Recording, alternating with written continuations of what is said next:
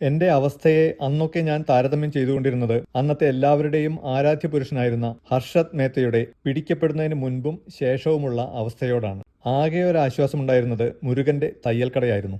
വൈകിട്ട് എന്റെ വിധിയെ പഴിച്ച് ഞാനവിടെ കുറേ നേരം ഇരിക്കും. അവൻ എന്നെ ആശ്വസിപ്പിക്കാൻ പരമാവധി ശ്രമിച്ചിരുന്നു. 10ൽ തോറ്റപ്പോൾ തയ്യൽക്കട തുടങ്ങിയ അവൻ പ്രീ ഡിഗ്രി മാത്രം പാസ്സായ എനിക്ക് തുടങ്ങാൻ പറ്റിയ ബിസിനസ്സുകളെക്കുറിച്ച് തലപുകച്ചു. റീവാലുവേഷന് കൊടുക്കാനും അവൻ എന്നെ പ്രേരിപ്പിച്ചു. ഒന്നല്ല 2 പേപ്പർ ഉള്ളതുകൊണ്ട് റീവാലുവേഷന് കൊടുത്താൽ എന്തെങ്കിലും ഫലമുണ്ടാകുന്നതിന്റെ പ്രോബബിലിറ്റി എനിക്ക് ഓസ്കാർ കിട്ടുന്നതിന് തുല്യമാണെന്ന് പറഞ്ഞു നോക്കിയെങ്കിലും അവൻ വിട്ടില്ല.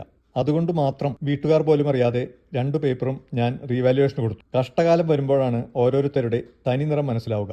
അപ്പോൾ നമുക്ക് ചുറ്റുമുള്ള പലരും സൈക്കോകളാണെന്ന് നാം തിരിച്ചറിയും. നീ പൊട്ടിയല്ലേ എന്ന് വലിയ അക്ഷരത്തിലെഴുതി 15 പൈസയുടെ കാർഡ് എനിക്ക് അയച്ചു എന്റെ ഒരു ഉത്തമ സുഹൃത്ത്. ചെറിയൊരു ബ്രീഫ് കേസും പിടിച്ച് സൈറ്റ് ഓഫീസിൽ പോകാൻ ബസ് സ്റ്റോപ്പിലെത്തുമ്പോൾ പെട്ടിയിലെന്താ ചീട്ടുകെട്ടും ചോറുപൊതിയും ആവുംല്ലേ എന്ന് എല്ലാവരും കേൾക്കാൻ ബാസു കൂട്ടി ചോദിച്ച് ആത്മനിർവൃതി അടഞ്ഞു മറ്റൊരു മൂരാച്ചി സുഹൃത്ത്. അവനിപ്പോ എവിടെയോ പപ്പടക്കെട്ട് വിൽക്കുകയായിരിക്കും. സൈറ്റിൽ കമ്പിയുടെ കണക്കും സിമന്റ് എത്ര ചട്ടിയിടണമെന്നും മറ്റും ഒരു മര്യാദക്കെങ്കിലും ചോദിക്കാറുണ്ടായിരുന്ന ഗോപിയേട്ടന്റെ മേസ്തിരി സംശയം ചോദിക്കൽ പാടെ നിർത്തിക്കളഞ്ഞത് എനിക്കേറ്റ മറ്റൊരടിയായിരുന്നു. ഗോപിയേട്ടൻ എന്നെ കറന്റിന്റെ ബില്ലടയ്ക്കാൻ അയച്ചതായിരുന്നു അന്നത്തെ ജീവിതത്തിലെ ഏറ്റവും ലോവസ്റ്റ് പോയിന്റ്. ഏകദേശം 6 മാസത്തോളം ഈ ഗതി തുടർന്നു. ഞാൻ ഈ കാലയളവിൽ അനുഭവിച്ച മാനസിക സംഘർഷം, അവഗണന, മാനഹാനി എല്ലാം കൂടി ഒരു ജ്യോതിഷിക്ക് അർമാദിച്ച് കഷ്ടകാലം പ്രവചിക്കാനുള്ള എല്ലാ സ്കോപ്പും ഉണ്ടായിരുന്നു. പക്ഷേ ധർമ്മജൻ ഏതോ ഒരു സിനിമയിൽ പറഞ്ഞതുപോലെ ആരോട് പറയാൻ, ആര് കേൾക്കാൻ? ഒരു ഫ്ലാഷ് ബാക്ക് പറയട്ടെ. ഫൈനൽ പരീക്ഷയ്ക്ക് ശല്യമില്ലാതെ പഠിക്കാൻ രാമദാസ് തിയേറ്ററിനടുത്തുള്ള ഒരു ചെറിയ ലോഡ്ജിൽ ഞാൻ കുറച്ചിടെ താമസിച്ചിരുന്നു. അന്നവിടെ ഒരു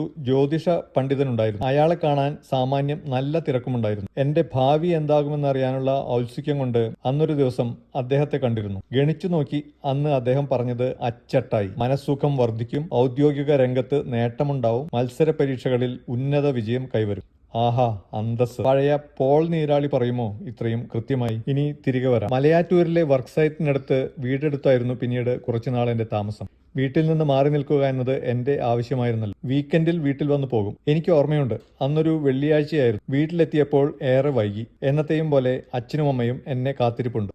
കുളി കഴിഞ്ഞ് ഉണ്ണാനിരുന്നപ്പോൾ അച്ഛൻ ഒരു കവർ കൊണ്ടുവന്ന് തന്നു. മോനെ, ഇത് ഇന്നലെ മെയിലിൽ വന്നതാണ്. തുറന്നു വായിച്ചു തുടങ്ങിയപ്പോൾ അക്ഷരങ്ങൾ പതിയെ മങ്ങുന്നു. ഒന്നും വ്യക്തമായി കാണുന്നില്ല. എന്താ മോനെ കരയുന്നത്? അമ്മയുടെ ശബ്ദത്തിൽ പരിഭ്രമം. കാവിലെ പാട്ടുമത്സരത്തിന് പോയി ജയിച്ചു വന്നിരിക്കുകയാണ് അമ്മയുടെ ഈ മോൻ. മോൻ എന്തൊക്കെയായി പറയുന്നത്? അമ്മേ, ഞാൻ എഞ്ചിനീയറിംഗ് പാസ്സായി. റീവാലുവേഷന് കൊടുത്ത 2 പേപ്പറിലും നല്ല മാർക്കുണ്ട്. പൂച്ച പുലിയായത് നിമിഷ നേരം കൊണ്ടാണ്. അമ്മേ, എനിക്ക് കമ്പനിയുടെ ഹെഡ് ഓഫീസിൽ പ്രോജക്ട് ഡിസ്കഷൻ ഉള്ളതാണ്. പാന്റും ഷർട്ടും നന്നായി തേച്ചു വെക്കൂ. അച്ഛാ, ഗൾഫിൽ പോകാനുള്ളതാണ്. അറബിക് പഠിക്കാൻ ഒരു ട്യൂഷൻ മാസ്റ്റർ എത്രയും പെട്ടെന്ന് ഏർപ്പാടാക്കൂ. അങ്ങനെ 6 മാസം കൊണ്ടൊരു പ്രീ ഡിഗ്രിക്കാരൻ എഞ്ചിനീയറായ കഥ ഇവിടെ നിർത്തുന്നു.